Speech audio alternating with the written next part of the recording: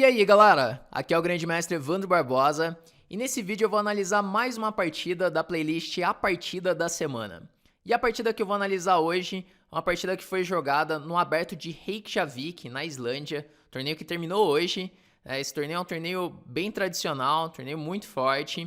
Inclusive a própria cidade de Reykjavik, ela tem uma história com o xadrez, que em 72 foi jogado o famoso match pelo campeonato mundial entre Fischer e Spassky, e o Fischer ele viveu seus últimos dias de vida na Islândia, na cidade de Reykjavik. E a partida que eu vou analisar com você é a partida que decidiu o torneio, partida que foi jogada entre o prodígio iraniano Alireza Firouzja, de apenas 15 anos de idade e com quase 2.700 de rating, contra o grande mestre Constantin Lupulescu, da Romênia, que é um grande mestre bem experiente, que está sempre ali na faixa dos 2.650 de rating. Bom, então, bora analisar essa partida, a partida que decidiu o torneio.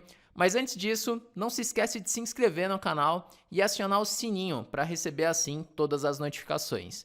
Bom, então, bora começar. O Firouzja, ele estava de brancas e ele começou com o lance 1 E4. Então, o Lupulescu respondeu com E6, jogando assim uma defesa francesa.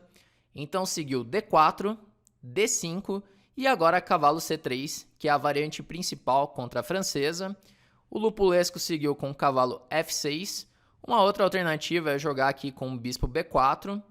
Então ele fez cavalo F6, já atacando o peão de E4 e pedindo assim uma decisão das brancas do que o branco vai fazer com o centro.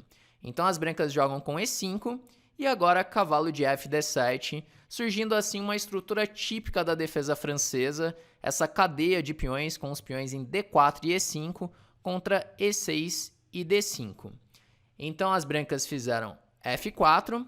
A ideia das brancas com F4 é assim fortalecer o centro e em algum momento pensar em fazer a ruptura F5, atacando assim a base da cadeia de peões. E as pretas fazem aqui o lance C5, que tem como objetivo criar contra-jogo no centro e pressionar a base da cadeia de peões das brancas, que é D4. As pretas vão tentar colocar mais peças atacando essa base da cadeia de peões. Para jogar essas posições de francesa, é muito importante que você consiga entender essa estrutura de peões, os temas típicos do meio-jogo. Na abertura é muito mais importante que você entenda esses temas típicos do meio-jogo do que você fique decorando variantes, tá? Inclusive, se você quiser aprender mais sobre como estudar aberturas, eu fiz um e-book explicando ali um passo a passo para você construir o seu repertório de aberturas, beleza? Eu vou deixar o link na descrição, é só você baixar para conseguir aprender esse passo a passo.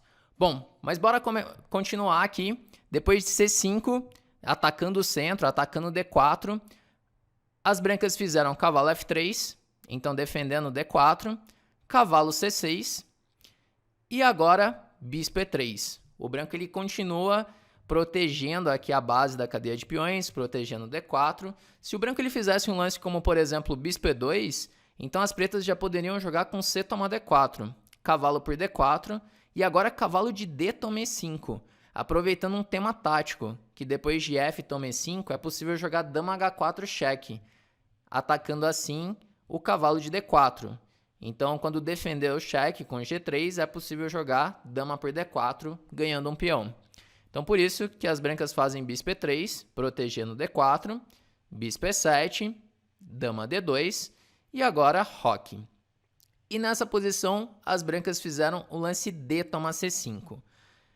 Rocar grande nessa posição, que parece um lance muito natural, é um lance que pode ser perigoso, porque as pretas podem jogar aqui com C4, assim fechando o centro e podendo começar um ataque na ala da dama, jogando com B5 seguido de B4. Então aqui veio D toma C5, a ideia das brancas é poder rocar grande sem ter essa ideia de jogar C4. E aqui o Lupulescu ele faz dama A5. Os lances mais naturais nessa posição são bispo toma C5 e cavalo toma C5. Essa ideia de dama A5 é uma ideia recente das pretas, inclusive é uma ideia que eu cheguei a preparar de pretas, é uma ideia bem interessante, que depois de roque grande, a dama ela já está bem colocada em A5, porque surge uma posição com roque em alas opostas. E nessas posições com roques em alas opostas, vai ganhar quem chegar com ataque primeiro. Então a dama em A5, ela está muito bem colocada pensando em atacar na ala da dama. E aqui o Lupulesco ele faz um lance muito interessante, ele faz o lance B6. Assim sacrificando um peão para conseguir abrir linhas na ala da dama. Ele quer abrir as colunas, abrir a coluna C e a coluna B. Se, por exemplo, aqui as brancas aceitam esse sacrifício e fazem aqui C toma B6, então as pretas podem jogar cavalo toma B6 e o preto começa a tomar a iniciativa. As pretas podem pensar em jogar, por exemplo, com bispo B4, já cravando um cavalo, com a ideia de cavalo A4, e essa posição não é nada fácil de jogar de brancas. Então aqui o Firuja, depois de B6, ele jogou com bispo B5, ele não aceitou o sacrifício, então veio cavalo B4, ameaçando aqui cavalo por A2. E se jogar, por exemplo, um lance como C6, atacando um cavalo de D7, as pretas podem jogar cavalo toma 2 intermediário, cavalo por A2 e dama por A2. E o preto ele já está ameaçando dama A1 mate.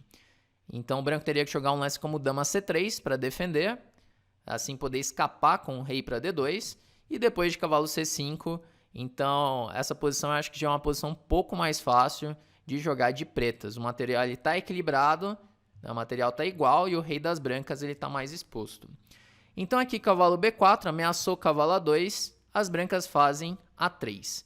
Bom, e esse aqui é um momento bem crítico da partida, que o Lupulesco ele faz um sacrifício de peça e só esse sacrifício que justifica os últimos lances das pretas. Porque depois de A3 o cavalo está sem casa. Se tiver que voltar o cavalo para A6, então o preto não vai ter nenhum tipo de contrajogo. Então aqui as pretas fazem um lance B toma C5, assim sacrificando uma peça inteira. Então seguiu bispo toma D7. Se jogar A toma B4 direto, tem aqui C toma B4, atacando o cavalo de C3. E se tiver que tirar o cavalo, então tá caindo o bispo em B5. Por isso que as brancas primeiro jogam bispo toma D7, bispo toma D7, então agora A toma B4, C toma B4 e agora cavalo B1. Bom, vamos tentar entender então por que as pretas sacrificaram a peça. Porque aqui o preto ele tem apenas um peão pela peça sacrificada. Mas acontece o seguinte, que o cavalo de B1 das brancas, ele está completamente fora de jogo. Não está claro como que as brancas vão voltar esse cavalo para o jogo. E o rei, ele também não está nada seguro aqui em C1. E o preto, ele tem um plano que é bem simples para melhorar as peças e começar a atacar na ala da dama.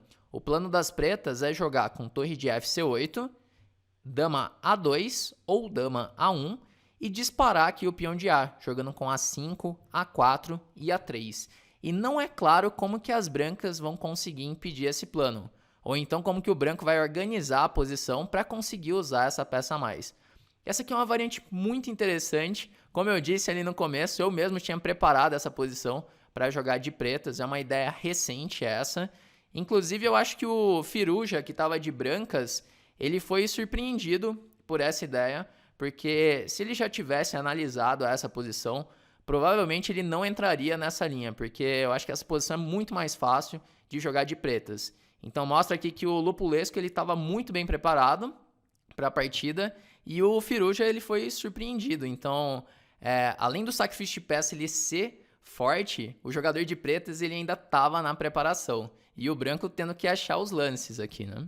Então, veio aqui torre de F para C8, cavalo D4, que é um lance bastante lógico nessa posição.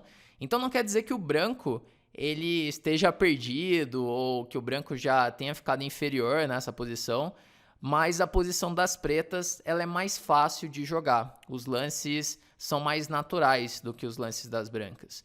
Então, jogou aqui cavalo D4, veio dama A2, com aquela ideia de A5, A4, A3. Então nem dá para sentir que o branco estava com uma peça a mais, né? O preto ele tá com uma iniciativa muito forte. E aqui o Firuja faz o lance F5, tentando assim criar algum tipo de contrajogo. Ele precisa fazer algo, senão o preto vai dar mate já com A5, A4 e A3. Outra opção seria jogar com dama D3, preparando assim o F5, mas de qualquer maneira as pretas vão seguir com o plano de A5, A4 e A3. Então veio aqui F5, seguiu E por F5, torre de H, F1, e as pretas fazem A5, seguindo o plano para chegar com o ataque na ala da dama. Então seguiu cavalo por F5, bispo por F5, torre por F5 e agora A4. E é incrível que o branco ele não consegue usar a peça a mais. O cavalo ele continua preso lá em B1 e o branco tem dificuldade de criar contra-jogo. E depois de bispo D4 já chega o A3 das pretas e começa a surgir vários temas táticos nessa posição. Posição bem difícil de defender aqui de brancas. Então o Firouzja jogou E6, tentando criar alguma confusão, tentando criar aqui contra-jogo. Porque, por exemplo, se joga o lance F toma E6, aqui tem uma ideia legal das brancas, que é jogar com dama E3, sacrificando a torre. Porque depois de E por F5, tem dama por E7, já ameaçando dama por G7 mate. E o bispo ali em D4, ele está defendendo B2, o preto ele não tem nenhum ataque direto. Mas aqui, depois de E6, as pretas fizeram F6, então seguiu dama D3, B3, ameaçando torre toma C2. O ataque chega com muita força aqui, o ataque das pretas. Torre F2, o branco vai resistindo, defendeu agora C2. E aqui vem um lance bem forte das pretas, que o bispo em D4 é a peça que está defendendo tudo, né? O bispo em D4 defende B2, defende as ameaças de mate. Então aqui o Lupulesco ele joga torre A4, com a ideia de jogar torre toma D4, seguido de bispo C5. Ele quer desviar ali a peça que defende o ponto B2. Então, agora o branco ele tem que jogar com C3, porque se não fizer nada, tá levando essa ideia de torre por D4 e bispo C5. Então, jogou com C3 e da mesma maneira as pretas fazem torre toma D4, sacrificando a qualidade, porque depois de dama por D4, vem bispo C5, já toca na dama. Então, quando tirar a dama, tá caindo em F2. Né? Se tira, por exemplo, dama por D5, a torre em F2 ela tá no ar. Mas aqui veio dama D2, defendendo a torre em F2. E essa é uma posição bem difícil de jogar de brancas. Mas aqui o Lupulesco de pretas ele acabou cometendo um erro. Né? Ele jogou aqui o lance bispo por F2, que parece um lance muito natural nessa posição. Mas o lance que realmente ganhava era o lance A toma B2. Dama por B2 e agora sim ele faz o lance bispo por F2. A ideia é que se tomar a dama em A2 agora, tem B tomar 2 e não tem como parar a promoção. As pretas elas vão conseguir promover o peão de A, né? Porque está ameaçando A1 e está ameaçando também ganhar um cavalo. Ameaçou jogar A toma B1.